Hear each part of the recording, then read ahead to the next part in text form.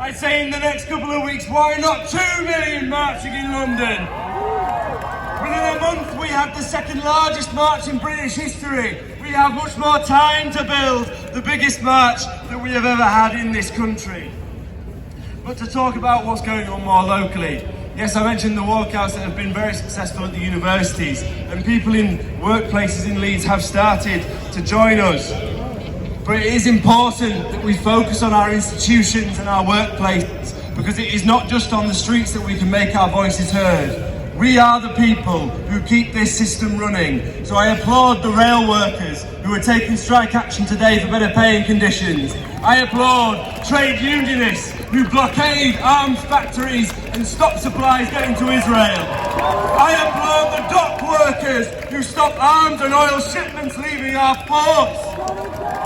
And we have a responsibility as members of the working class. The power is in our hands to make system change, to bring this system to a halt. And we have the responsibility to take that energy into our workplaces. I demand that each of us in our workplaces walk out with us on Friday at 1 o'clock. Join us on Parkinson Steps and show that the people of Leeds mean business, that we will not rest until Palestine is free. Free, free! Palestine! Free, free! Palestine!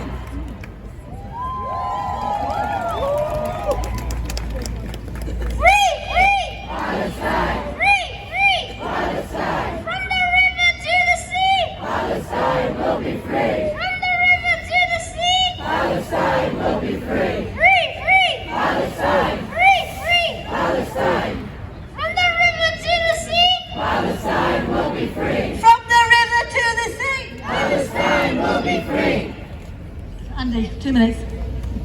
Andy Young, Workers' Power, also from the CWU Union. We've had some really powerful speeches today, and I think everybody is dismayed that after a truce was called and a temporary peace, a piece of rubble, starvation, and yet the steadfast Palestinian people refusing to leave, refusing to be driven into the Egyptian desert into exile in a second Nakba, that the war has begun again, probably on a completely spurious pretext by Israel. We know that because they escalated the war right before the truce began, where they went to Al-Shifa hospital and attacked the last refuge that the Palestinian people had. Thousands huddled in the courtyards, living around the walls of the hospitals as the only place where they wouldn't be bombed. And they went in because they said there would be a central command bunker that would be shown that Hamas was using under the hospital. What did they find? Nothing. Nothing. The great lie was exposed to everybody, like the beheaded babies and all the rest, as propaganda. Right? They found a few guns that they probably put there and some laptops. Imagine that, laptops in a hospital. But absolutely disgusting. But now we've already seen nearly 20,000 people dead, and I think that the speaker said that in some ways this is even bigger already than the terrible Nakba of 1948. Not in relative terms, but in absolute terms, that is correct. And that is what the Israeli state wants. They've said that it is their preferred option that the Gazans are driven into the Egyptian desert, and permanent refugee camps, of course, is what that means. We have to oppose and expose the crocodile tears of our leaders. Joe Biden said there's got to be a solution after this. His chief advisor had said in September that the Middle East was the quietest it had ever been for years. And yet, Medical Aid for Palestine said that it was the bloodiest year in West Bank since 2005. Hundreds killed under the repressive, vice-like regime where the Israelis squeeze and squeeze and squeeze the Palestinians. Then they attack Al-Aqsa to try and make it out to be a religious sort of conflict rather than a national conflict, and spark a revolt and a response, and then use that to crack down. And that's when the BBC's cameras start running, so it looks like the Palestinians are the ones that are fighting instead of the ones being oppressed. But I think it's absolutely essential that also Keir Starmer. What should happen right now? If people want to leave Labour, but the Muslim community should get together. And they should go to the trade unions. And they should say, you want your Labour government. You've stopped the strike wave, right? And settled for rotten deals below the cost of living, right? In order to quiet things down, to make things not difficult for Labour before the election. Why don't the Muslim community leaders go to the unions and say, if you want your Labour government, then you need to come out. You support the Palestine Solidarity Campaign. Why aren't you leading the demonstrations? Why aren't you leading the struggle with your 6 million members, right? Because in 20 constituencies at least, if people who support Gaza do not vote for Labour, there will be no Labour government. That's the truth, yeah? So that is what we should do, is use that leverage to mobilise the workers' movement, for the workers' sanctions, for the blockades, to come out for the protests, to come out for the walkouts, right? But use that power to say, right, it's time for the unions to move, right? And it's time for the unions to fight and not duck this fight. You signed up for it, now mobilise your members. And we've got to bring that into Labour too.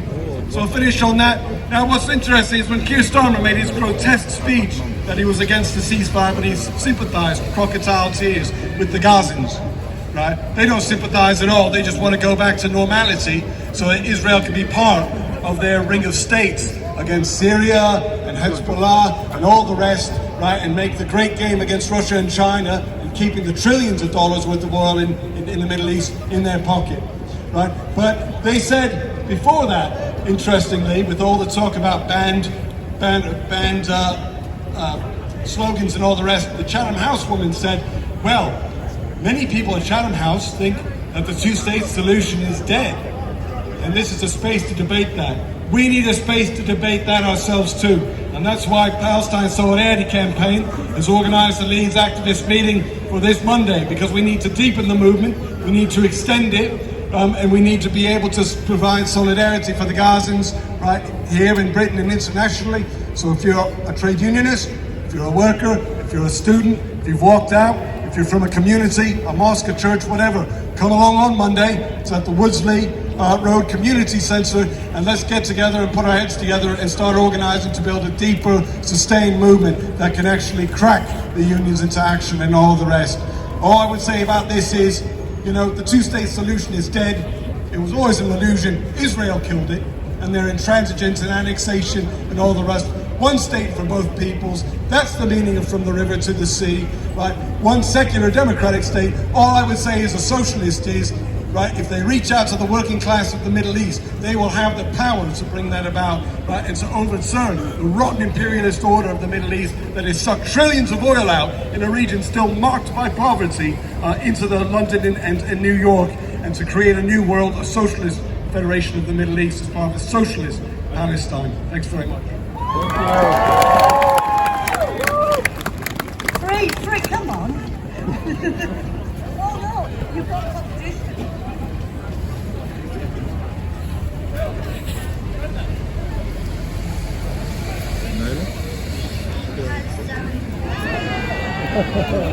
Palestine!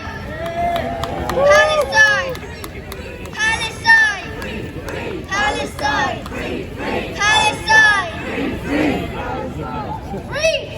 Palestine! Free! Palestine! From the river to the sea! Palestine will be free! From the river to the sea! Palestine will be free! And again, we give notification to the police that we will be marching next Saturday. So in the meantime, jump up and down! Free! Palestine! Free! Palestine! Free! Palestine! Now I know everyone's cold, yeah, even though we're jumping up and down, but I've got two amazing speakers left.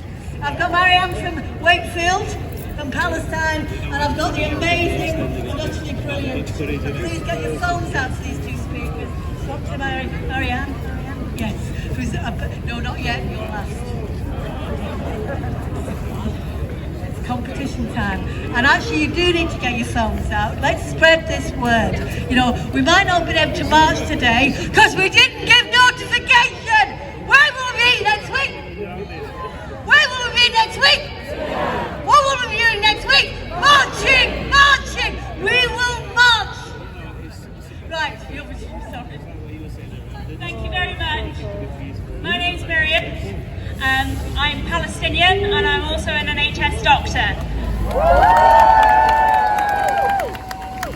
Actually, I'd like us all to take a big cheer for coming out today. Thank you so much for braving the cold. Free, free! Palestine! Free, free! Palestine! Free, free! Palestine! I thought a lot about what I wanted to say today, and actually, I'm at a loss for words. Those last 7 days of a truce, of what some people called a humanitarian pause, but there was no humane action that took place then. And we've seen how quickly Israel has resumed the genocide. In those 7 days, the Palestinians in Gaza did not get any rest, did not get any peace. They used those 7 days to retrieve their loved ones from the rubble. They used those 7 days to try and find any morsel of food. They used those 7 days to rest. This war, it's not a war, it's a genocide. But it's specifically targeted against children, against the healthcare system, against humanity. What is happening right now as we speak is hundreds and thousands of people like you are coming out, but our voices are still not yet heard. So what do? We continue to come out, we continue to boycott.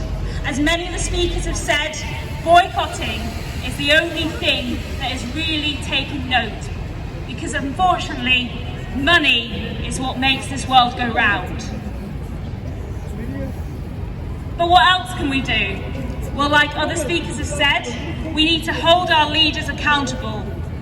The UK has been responsible for 75 years of this apartheid state. We need to keep on talking about Palestine.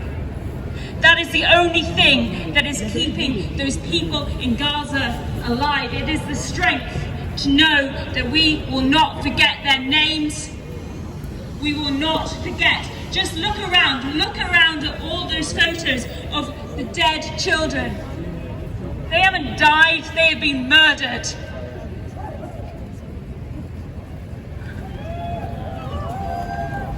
Something that gave me a lot of strength when we were out protesting in London last week, and this is a chant which I think I'd like us all to take part in. We always know from the river to the sea, Palestine will be free. But there's another one, and it goes like this. From the sea to the river, Palestine will live forever. Ready? From the sea to the river. Palestine will live forever. From the river to the sea. Palestine will be free. And from the sea to the river. Palestine will live forever. Free, free. Palestine. Free, free. Palestine. Free, free. Palestine. Now, I know we're coming to a close, and we're all going to go back to our homes and have warm drinks and have a warm meal. I just want you to remember that in Gaza at the moment, people are starving. There is no bread, there is no fuel, there is no water. So as you go about your day to day, think of others. Oh my God. I don't have anything more to say, but thank you, thank you, thank you. And our last speaker for today, well, that should be after we've had a few chants. Would you like to introduce the last speaker for today? Yeah, you just stay there.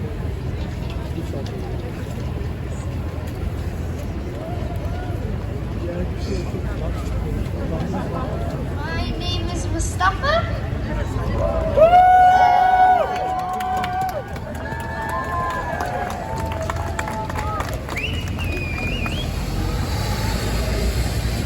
Hello everyone, and thank you very much for coming in this cold weather.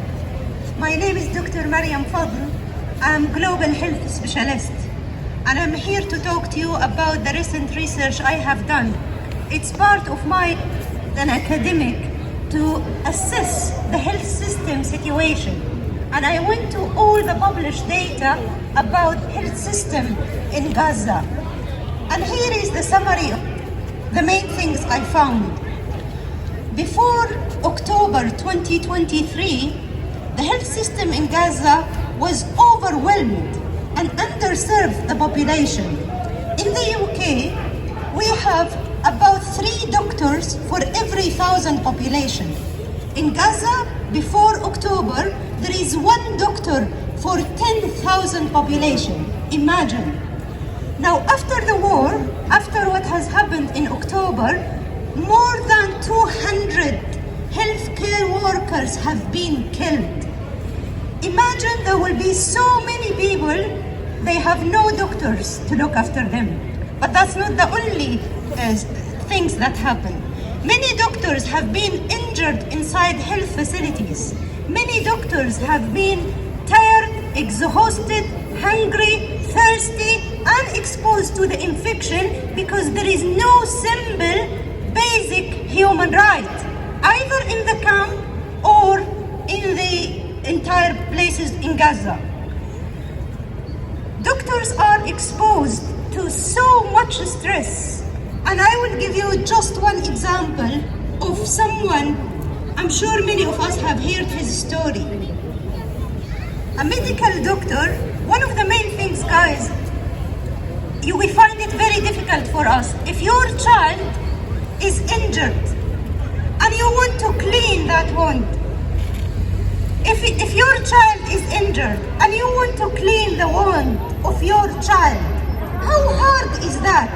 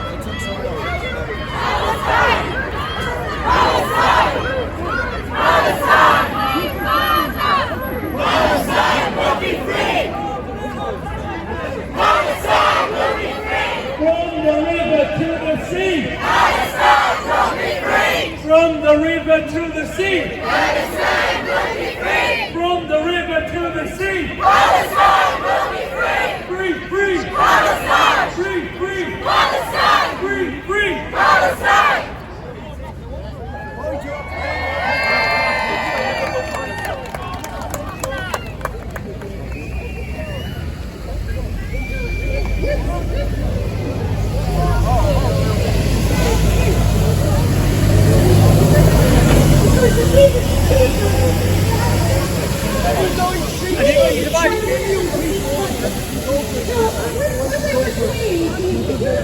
There you go, mate. I've got you.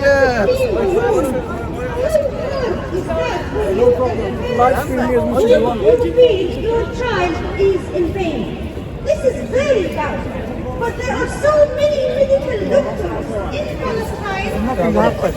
This is the guy that I've been no, but when you I know.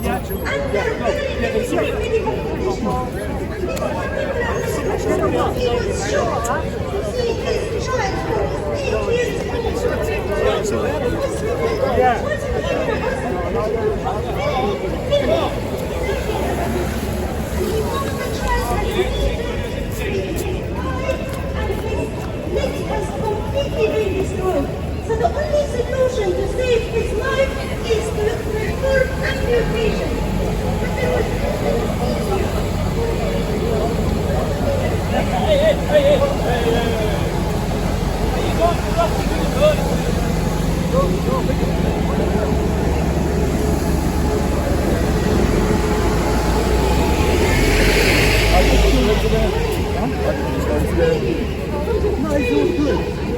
It's a shame that this is happening in 2023.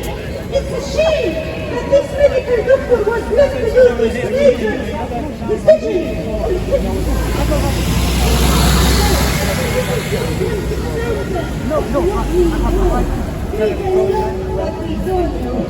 But those medical doctors and nurses and healthcare workers who tell you to provide the services, they don't have analgesics and they work in extremely difficult situations. So when we ask to stand and say, doctors shouldn't be a target, yes, doctors shouldn't be a target. Hospitals that's already been limited by the report, 50% of them not functioning. And if we want to be accurate, it should be 75% of completely not providing any service. But at 5%, You happy with him? part of it is being destroyed. Right, sir. Right. I'm just on you walking towards him. It might sound so right. The thing is, don't go following him. Okay? No, I'm not. Sir, my colleague's just been dealing with you and I'm dealing with him. Right. Keep him over there. Keep him over outside, okay? Right. It's alright, sir. Can't do right for doing wrong. Police force. Anybody 20 men and if they can persuade him. But this is not what we see in Palestine. This is completely unfair. This is a breach of international law. If you want to make an allegation, I'll take my details from you, sir. I can't promise prosecution. I will investigate it if that's what you wanted to do. The other thing I want to mention is so many people have been forced to leave their place and live in internally displaced camps. But what's the health condition in these internally displaced camps? Water is not safe. Water is not sewage.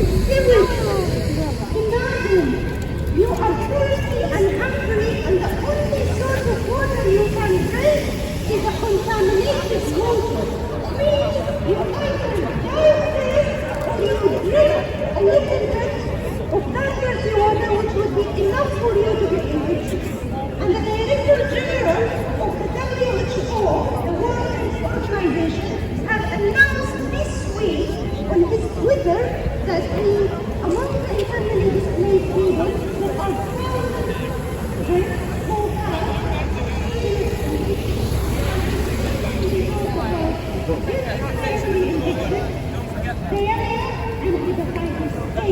Hepatitis A, if we have an outbreak in this camp of hepatitis A, it means it can spread everywhere in the world.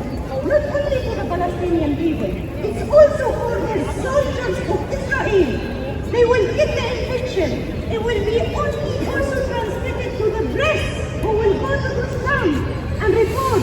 It will be also transmitted to the United Nations people who will go there to serve and provide services.